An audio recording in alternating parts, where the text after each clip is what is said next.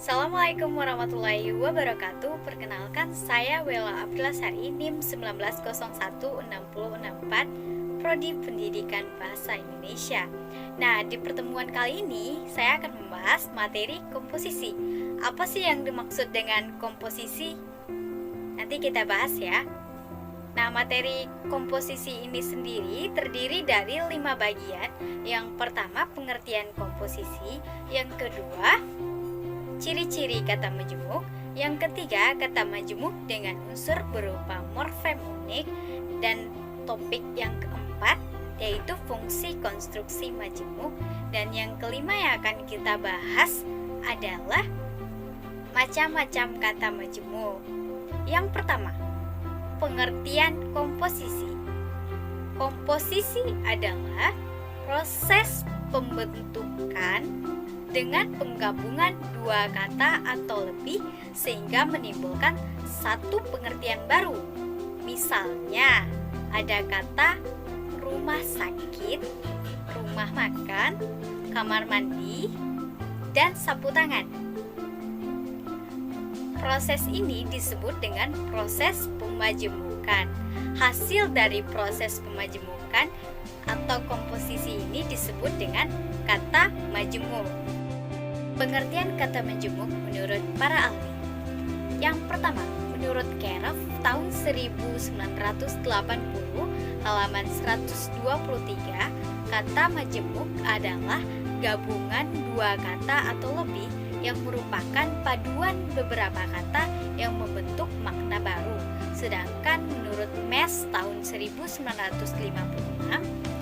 mengatakan bahwa yang disebut persenyawaan atau kata majemuk itu adalah gabungan dua patah kata yang memunculkan satu pengertian baru, sehingga kedua bagiannya agak kehilangan maknanya sendiri, tetapi bersama-sama merupakan satu perkataan saja.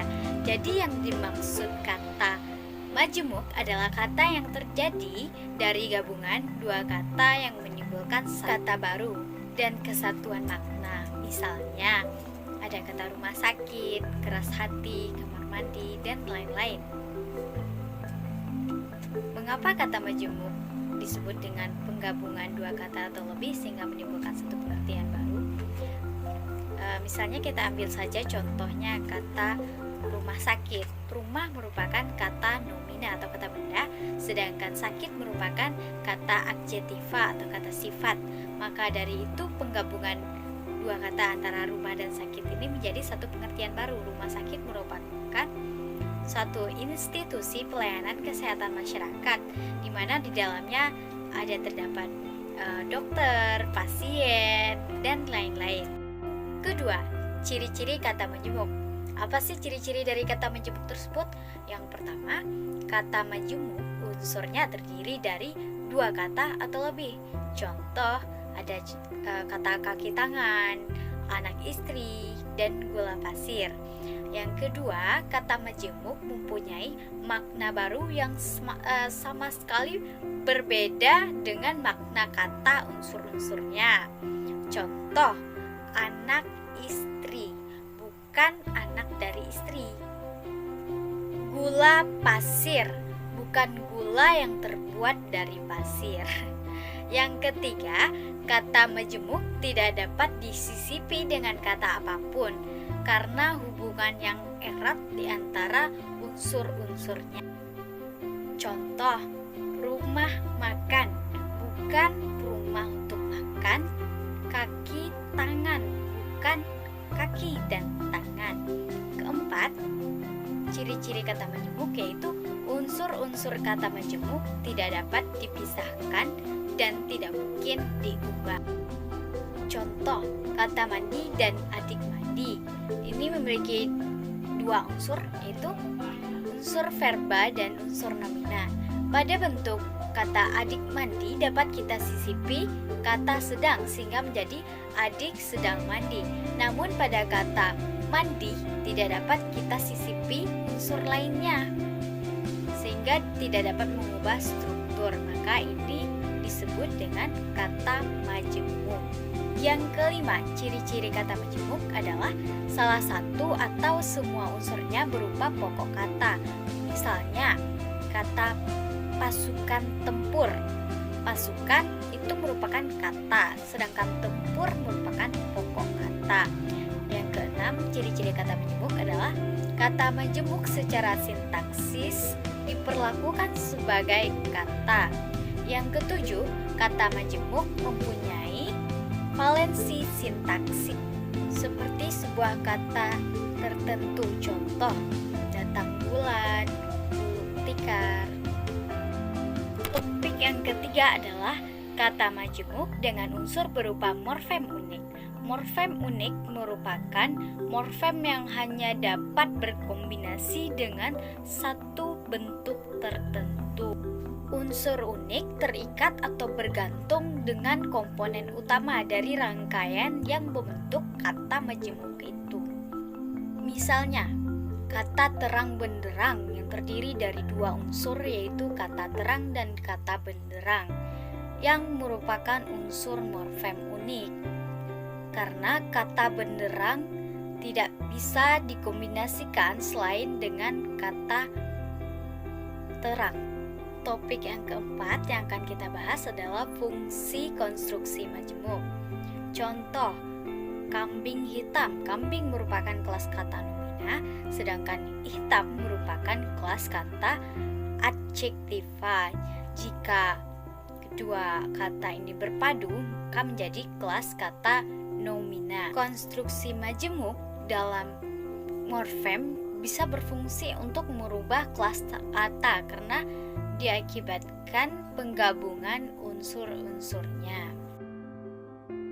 Seperti yang telah kita ketahui bahwa sebenarnya konstruksi majemuk ini dalam morfem bisa berfungsi untuk merubah kelas kata karena diakibatkan adanya penggabungan unsur-unsurnya. Dan yang kelima, kita akan membahas tentang macam-macam kata majemuk. Menurut Keraf tahun 1980 halaman 126, kata majemuk dibagi atas 4 macam.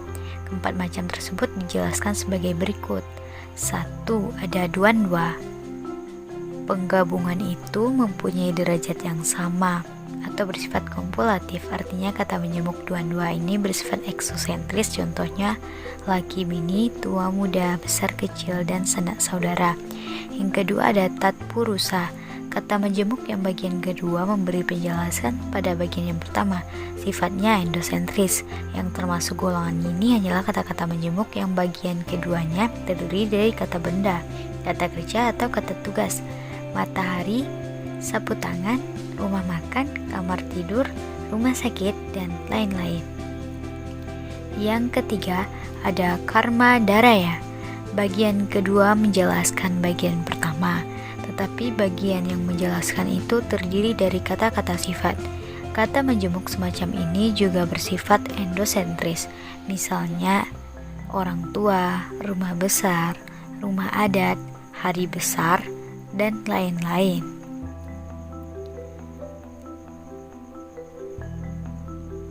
Dan yang keempat adalah